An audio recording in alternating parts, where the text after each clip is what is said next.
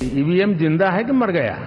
मुझे तो लगता था कि शायद इस बार वो ईवीएम की अर्थी का जुलूस निकालेंगे। ये षड्यंत्र का हिस्सा था दोस्तों, और कभी भी देश उनको माफ नहीं करेगा। मैं दुनिया में ढोल पीट रहा हूं कि हम मदर ऑफ डेमोक्रेसी है, और ये दुनिया में जाकर के बता रहे नहीं हमारे देश में तो डेमोक्रेसी जैसा कुछ नहीं, कि वो मोदी बैठ गया है, वो एक चाय बेचने वाला यहां पहुंच कैसे गया? जब 4 जून के नतीजे चल रहे थे, मैं तो अपने काम में कुछ व्यस्त था, बाद में फोन आना शुरू हो गए, तो मैंने किसी को पूछा, यार ये तो ठीक है आंकड़े वांकड़े, तो मुझे ये बताओ कि ईवीएम जिंदा है कि मर गया?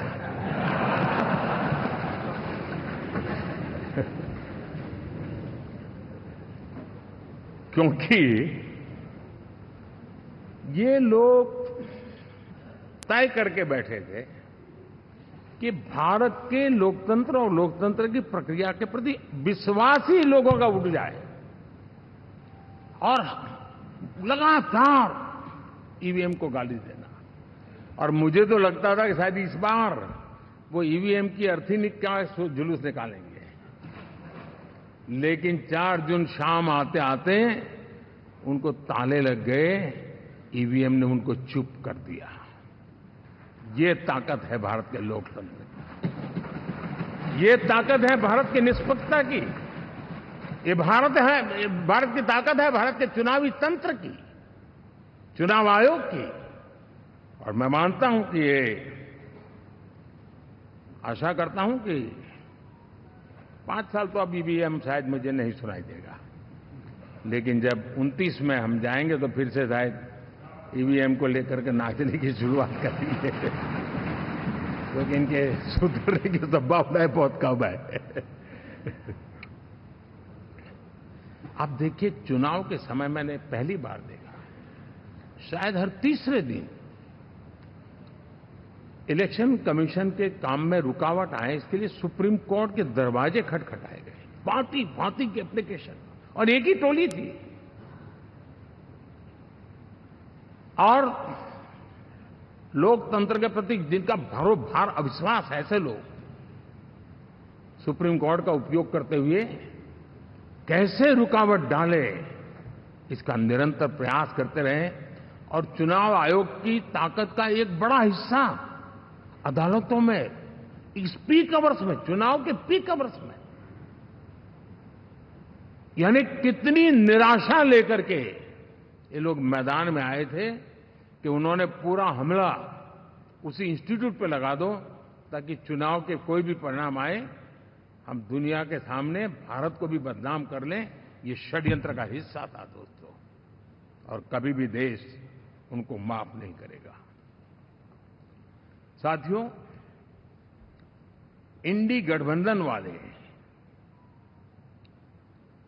जब ईवीएम का विरोध करते हैं तो मैं सिर्फ एक चुनाव के रूप में नहीं देख रहा।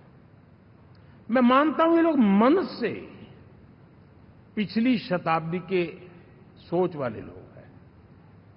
वे टेक्नोलॉजी को हम महत्व न समझते हैं, न टेक्नोलॉजी स्वीकार करने को तैयार है। और ये सिर्फ ईवीएम में दिखाई दिया, ऐसा नहीं, यूपीआई में दिखाया। जब हमने कहा कि हिंदुस्तान के लोग डिजिटल ट्रांजैक्शन करेंगे, फिनटेक की दुनिया में आज हिंदुस्तान का नाम हो गया, मानने को तैयार नहीं। आधार आज देश की एक पहचान बना है। मैं तो देख रहा हूं कि मुझे कई देश कहते हैं कि हमें आधार की पद्धति से आगे बढ़ना है, आप कैसे मदद कर सकते हैं।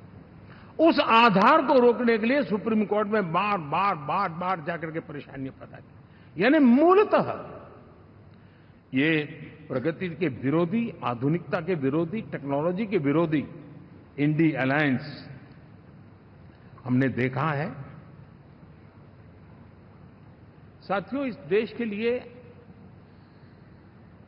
ये भी चिंता का विषय है कि विश्व में भारत के लोकतंत्र की ताकत को कम आंकने का प्रयास, और कितना एक्सट्रीम है।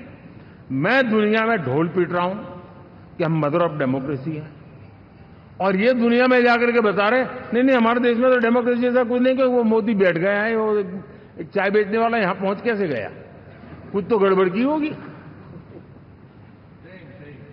ये जो इनकी मनस्थिति है जी,